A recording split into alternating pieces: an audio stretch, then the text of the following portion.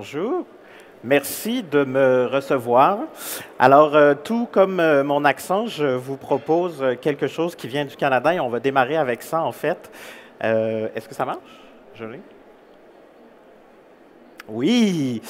Je vous propose de lire ce que vous avez à l'écran et vous allez peut-être reconnaître ce texte.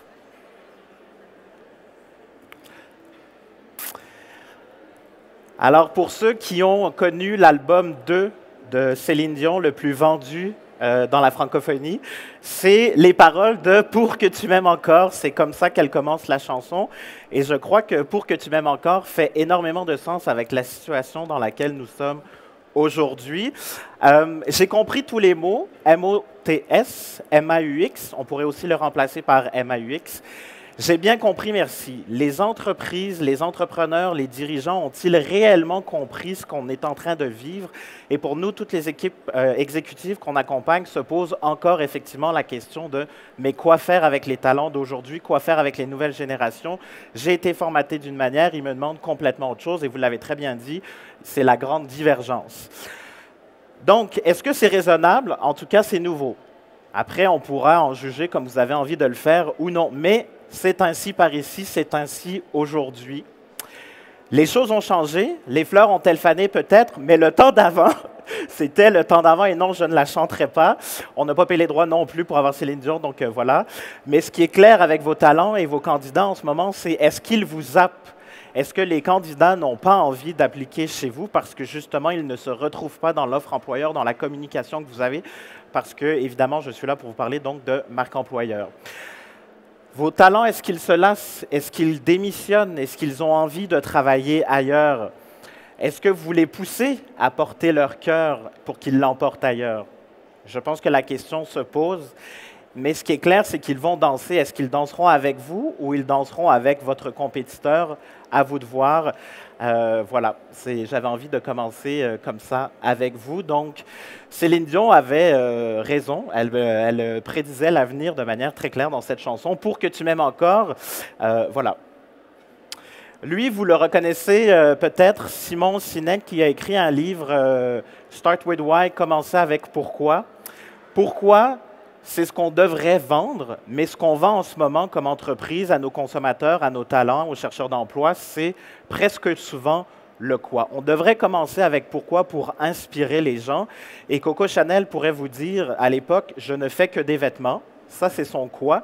Mais ce qu'elle a toujours voulu raconter et la croyance qu'elle avait, c'est que les femmes devaient avoir deux choses, de la classe et être fabuleuse. Il y a quelque chose de beaucoup plus important, de beaucoup plus intéressant dans le storytelling qu'elle a que de simplement dire qu'elle fait des vêtements. Et commencer donc avec pourquoi devrait être la nouvelle ligne, la nouvelle façon de connecter avec les gens. Nous, on considère par contre que c'est incomplet.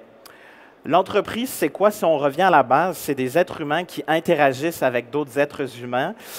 J'attribue, bon, vous voyez que j'ai coupé le T, mais c'est pour rappeler le mot attribut, quelle est ta différence, quelle est ta singularité, et en même temps, on fait le jeu de mots avec ta tribu, ton équipe, tes humains, ta culture. Donc, ça, c'est l'entreprise que j'ai fondée qui fait de la consultation en marque employeur au Québec. Et on croit donc que l'humain doit être au cœur de tout, au cœur de tout, au cœur des solutions, au cœur des problématiques. Et comme DRH, comme équipe exécutive, on a à se poser la question, mais qui suis-je moi? D'où le titre d'ailleurs de la conférence, Qui sommes-nous? Qui suis-je? Est-ce que ça c'est clair? Et à qui je parle? Donc, parler à tout le monde, surtout en recrutement par exemple. Si j'ai un poste à pourvoir, j'ai 100 CV, j'ai 99 déçus pour une personne choisie et heureuse. Et donc, à qui je parle? Est-ce que j'ai besoin maintenant d'optimiser, par exemple, mes efforts de recrutement? On a parlé d'expérience employée, je vais en parler un peu, mais est-ce qu'on a besoin donc de segmenter et d'être clair sur la cible à qui on parle? Donc oui, pourquoi, oui, comment, oui, quoi, mais qui suis-je moi? Est-ce que ça c'est clair? Est-ce que c'est codifié? Est-ce que c'est nommé? Est-ce que c'est communiqué? Et ensuite, encore une fois, à qui je parle pour, entre autres, optimiser nos efforts de recrutement, sachant que je ne sais pas chez vous, mais nous, les recruteurs se font rares et ils valent une petite fortune aujourd'hui. Donc, si on peut s'assurer d'avoir des gens qui sont efficaces et qui sont clairs et qui nous permettent d'optimiser notre temps, nos ressources et nos humains, eh bien, il faut de la clarté sur à qui on parle. Peut-être statistique intéressante si on compare la France et le Québec, que souvent en France, vous êtes inspiré par le Québec et nos pratiques, et nous, on est inspiré par les vôtres. Donc, entre les deux, je ne choisis pas.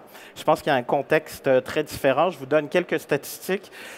On a chez nous 235 000 à peu près postes à pourvoir en ce moment. En France, dans le dernier trimestre, vous avez à peu près 362 000 postes à pourvoir. Donc 362 000, c'est à peu près 110 000 postes de plus que nous. Par contre, vous avez une population active employée de 27 et quelques millions de personnes, et nous n'avons que 4,6 millions de personnes. Donc déjà, si on regarde les ratios, ça n'a rien à voir. On a à peu près, enfin pas à peu près, on a le pire taux canadien de postes vacants à 6,4 %. Et quand j'ai fait, c'est des calculs maison que j'ai fait hier soir, mais vous avez à peu près 1,3% de postes vacants. Pourquoi ça, c'est intéressant? C'est qu'on a donc 6 fois plus de postes à pourvoir, et c'est pour ça qu'aujourd'hui, nous, on a peut-être plus d'enjeux, et c'est pour ça qu'on a chez vous l'habitude de parler de pénurie de main-d'œuvre, on commence à en parler, alors que nous, on est déjà à la notion de crise de la main-d'œuvre. Et en fait, pour moi, c'est même le tsunami, j'ai envie de dire, de la main-d'œuvre si on regarde l'horizon 2030. Pourquoi? Parce que si on fait des projections démographiques au Québec, il y aura une population active d'à peu près 5,6 millions d'habitants et un bondissement de 468 % de postes vacants pour arriver à un chiffre historique catastrophique de 1,6 million de postes à pourvoir, ce qui fait qu'on passe de 6,4 à près de 30 % dans les estimations. 30 % de postes à pourvoir. Alors, être un employeur de choix, comme on dit chez nous, c'est maintenant, qu'il y ait récession, ralentissement économique ou non pour la prochaine année, pour les prochains 2 ans, ce n'est qu'une toute petite épingle dans la grande botte de foin. Donc, c'est aujourd'hui qu'on a à se positionner et donc à être clair sur qui nous sommes et surtout à qui on parle. Au cœur de la marque employeur, au cœur des humains, il y a plusieurs choses. Il y a d'abord notre identité et notre culture. Donc, qui sommes-nous? Encore une fois, la culture, pour rendre ça concret, très simplement, c'est l'interaction entre deux individus. Donc, quand deux personnes interagissent ensemble au travail, c'est ce qui compose finalement notre culture. C'est l'explication peut-être la plus simple que je peux vous donner. Comme chaque être humain, chaque organisation a une identité des choses qui ont fait que l'entrepreneur derrière a voulu démarrer son entreprise. Et donc, si on prend le temps de les décortiquer, la première chose, c'est l'essence. Quand je rentre au sein de votre organisation, quand je rentre au contact peut-être de la première fois de votre organisation comme candidat ou comme candidat à un entretien d'embauche, qu'est-ce que je ressens? Qu'est-ce qui témoigne, qui est tangible, mais surtout intangible? Donc, si je vous donne l'exemple d'attribut, cette essence-là, c'est de l'humanité. Donc, en 1 mot, 2 mots, 3 mots, si j'avais à donc simplement mettre des mots, avoir une espèce de mantra sur qui nous sommes et dans quoi vous allez arriver si vous décidez de venir travailler chez nous, monsieur, madame, ça serait quoi? Ensuite, il y a nos fameuses croyances. Donc, Coco Chanel croyait que les femmes méritaient classe et d'être fabuleuses. Donc, pourquoi? Qu'est-ce qui a mis le feu au cul de l'entrepreneur pour venir lancer son entreprise? Qu'est-ce qui fait qu'une personne ose tout risquer dans sa vie pour ensuite démarrer quelque chose, mettre des heures pas possibles, passer à côté peut-être aussi d'événements importants dans la vie personnelle pour vraiment travailler à construire son entreprise? Et vos convictions, vos croyances à vous sont-elles claires? Est-ce que les talents d'aujourd'hui, les nouvelles générations se retrouvent dans vos croyances? Effectivement, la génération Z, donc ceux qui sont nés après l'an 2000, souhaitent beaucoup plus qu'avant se retrouver. La raison d'être de l'entreprise doit correspondre à ma raison d'être à moi, et donc nos croyances, nos convictions sont-elles claires? Ensuite, il y a ce qu'on promet. Quand on fait un projet de marque employeur, le grand livrable, la grande étape, c'est « Ah, ça y est, j'ai une proposition de valeur employée qui est peut-être la chose dont vous connaissez le terme. » Je remplace ça par promesse parce que pour moi, une promesse est un engagement. C'est beaucoup plus fort comme des croyances et des convictions. Et donc, quelle est votre promesse? Nous, chez Attribut, on croit, par exemple, que l'être humain est bon. L'être humain veut s'épanouir. L'être humain est là pour socialiser et c'est le système, les conditions dans lesquelles il est placé au travail qui font qu'on n'y arrive pas. Donc ça, c'est notre croyance et nous, on pense qu'il faut que les entreprises soient capables d'être claires sur comment fournir ce contexte d'épanouissement. Donc, cette promesse-là, c'est aussi quand vous achetez le lait, le même lait que vous achetez quand vous allez faire les courses. Par exemple, s'il est en rupture de stock, comment vous faites pour choisir les options que vous ne connaissez pas? Ben, pourquoi je retourne chez Starbucks pour mon café le matin? C'est parce qu'il y a un gage de qualité. Il y a une promesse qui est faite.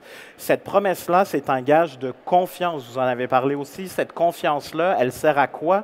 Elle sert à rassurer. On parle beaucoup maintenant de sécurité psychologique au travail, dans les besoins de base qui doivent être là pour soutenir nos employés.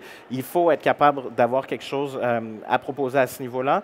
Et la confiance, elle a trois piliers, hein, l'expertise, de la cohérence, ce qui est une marque, c'est ce que permet la marque, et les relations positives. Donc, est-ce que moi, avec mon patron, mes collègues, c'est agréable, j'ai du plaisir au travail? Est-ce que je sens que mes collaborateurs, mes collègues, mon patron, mon entreprise sont compétents? Et ensuite, est-ce que ce qui est dit est fait? Et la promesse, elle est là, et c'est ce qui fait que c'est difficile de la maintenir parce que nous sommes tous des humains. Nous sommes donc tous parfaitement imparfaits et à nos heures incohérents aussi. Tout ça, c'est soutenu par les valeurs. Quelles sont-elles? Pas besoin de faire l'éloge des valeurs, mais ce qui est intéressant, en fait, ce qui est absent, parfois ce qui est absent est plus parlant que ce qui est présent. La mission de l'entreprise et la vision de l'entreprise sont absentes du cœur de l'identité d'une entreprise. Pourquoi? Parce que la vision, c'est ma cause, jusqu'où je veux porter mon message, mes convictions, et la mission, c'est comment je vais le faire. Mais pour avoir un alignement clair, un guide clair, une gouvernance claire, j'ai besoin de ces valeurs-là qui vont m'aider et me guider au quotidien quand j'ai des décisions à prendre. Les valeurs, ça se transpose, on en a parlé en comportement, mais c'est aussi synonyme de conséquences. Et j'ai fait exprès de mettre le mot performance en dessous de conséquences parce que les comportements, c'est ce qu'on peut observer, les gestes clés au travail, c'est ce qu'on va voir. Et peu importe ce qu'on va décider comme entreprise, prenons le retour au travail, forcé ou non, présentiel, combien de jours, 2 jours, 3 jours, peu importe, ça a une conséquence. Donc, quand on parle d'expérience employée, les règles, les décisions qui sont prises ont un impact sur l'expérience qu'on va vivre, vont donc avoir une conséquence positive ou négative. Idéalement, on veut des conséquences qui nourrissent cette mission, cette vision qui nous aide à baisser les dépenses, augmenter la profitabilité, peu importe quels sont les indicateurs de performance que vous suivez. Donc, les conséquences en lien avec les valeurs et les comportements, le concret de la culture quotidienne, est-ce qu'on arrive à ce qu'on veut ou non? Et est-ce qu'on tolère des choses qu'on ne devrait pas tolérer en fonction donc de notre identité, de nos valeurs? Je vous inviterai à prendre un crayon, un papier, ou ceux qui notent sur leur ordinateur ou leur téléphone, d'ouvrir les applications pour noter et de faire une colonne « Mes valeurs à moi » et dans l'autre colonne « Les valeurs de mon entreprise ». Donc, si vous avez envie de vous prêter au jeu, 10-15 secondes, juste pour voir après est-ce que vos valeurs sont alignées, oui, non, avec celles de votre entreprise, ou du moins celles qui sont affichées par votre entreprise. J'espère que vous n'avez pas à aller sur le site de votre entreprise pour vous les rappeler, mais bon, sait-on jamais. Voilà.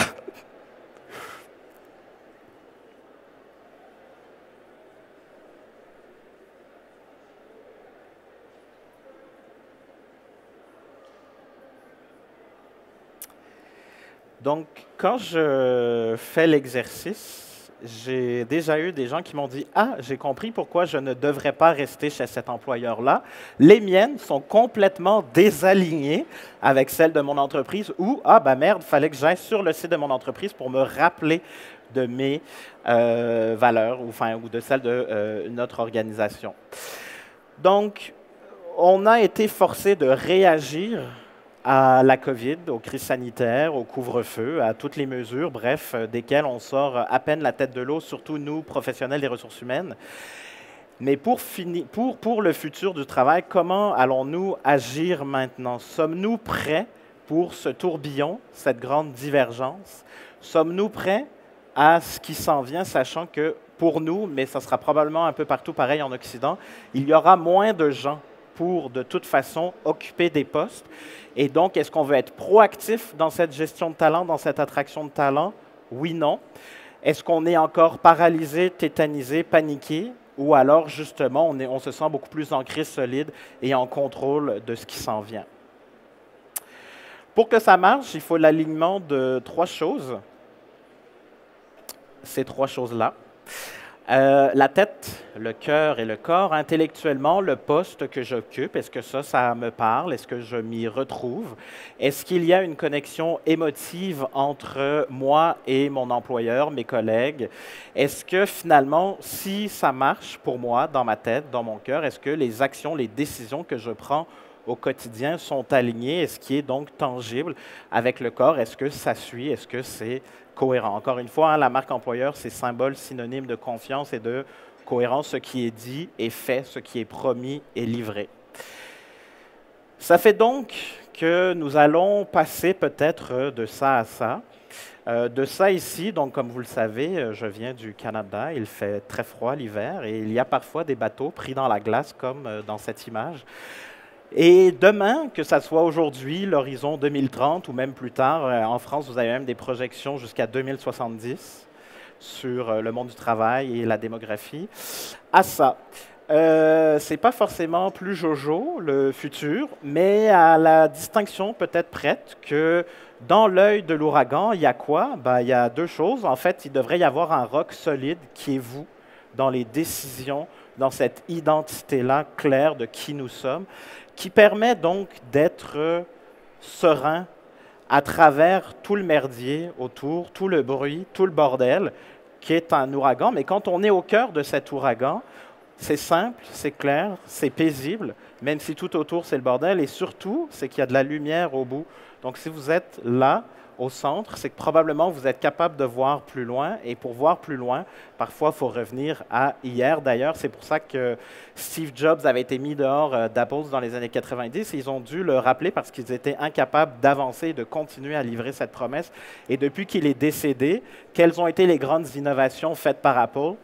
Très peu. On est dans une optimisation financière. Pourquoi? La preuve, on a coupé les câbles. Quand vous commandez un nouveau iPhone, vous n'avez plus de câbles pour charger votre téléphone parce qu'on optimise, mais on ne crée plus rien. Donc, l'idée, c'est de voir comment on peut passer d'être tétanisé, pétrifié, pris dans la glace, même si vous me direz qu'au mois de mars, au mois d'avril, la glace va finir par se liquéfier. On est d'accord, mais peut-être plus à cette image-là du tourbillon où vraiment je me recentre sur moi-même et sur les décisions que j'ai prises, mais principalement basées sur finalement ce qui compte pour nous comme organisation, idéalement parce que ça a été codifié, ça a été fait, ça a été communiqué, et comme on est clair sur qui nous sommes, c'est beaucoup plus facile donc de recruter ou de savoir quel levier utiliser finalement pour fidéliser. Je termine avec ça. Ce qui compte effectivement, c'est clair, ça a été dit, ce n'est pas vous, ce n'est pas l'entreprise, ce n'est pas ce qu'elle a à accomplir. Soyons clairs, il faut respecter, atteindre certains objectifs d'affaires. Je ne dis pas qu'il faut complètement mettre ça à la poubelle, absolument pas. Mais effectivement, dans une logique de fidélisation, et il y a une nuance entre la fidélisation et la rétention, on veut retenir idéalement nos plus performants et on veut fidéliser, engager tout le monde. Donc, cette notion de segmentation aussi chez vos employés, elle est très importante. Pourquoi parler de fidélisation? C'est parce que si, au plan démographique, on est incapable de toujours aller chercher des gens et de consommer les gens, ce qu'ont fait les entreprises par le passé, c'est maintenant les candidats, les employés, les talents qui consomment les entreprises et ils ont raison de le faire. Ce qui compte donc, ce n'est pas moi, c'est toi. Quels sont tes besoins, quels sont tes désirs, quelles sont tes envies et comment sommes-nous capables maintenant de venir se retrouver finalement main dans la main là-dedans. Ça risque pas d'être facile, ni simple, ni rapide, mais si vous êtes résilient, je pense que vous pourrez y arriver. Et je vous invite surtout à repenser à 2, 3 décisions peut-être que vous avez prises récemment et quelles conséquences donc ça a eu. Est-ce que ça a eu pour conséquence d'ajouter de la friction et de la frustration ou plutôt de mobiliser les troupes et de leur donner le désir de rester au sein de votre organisation? Merci.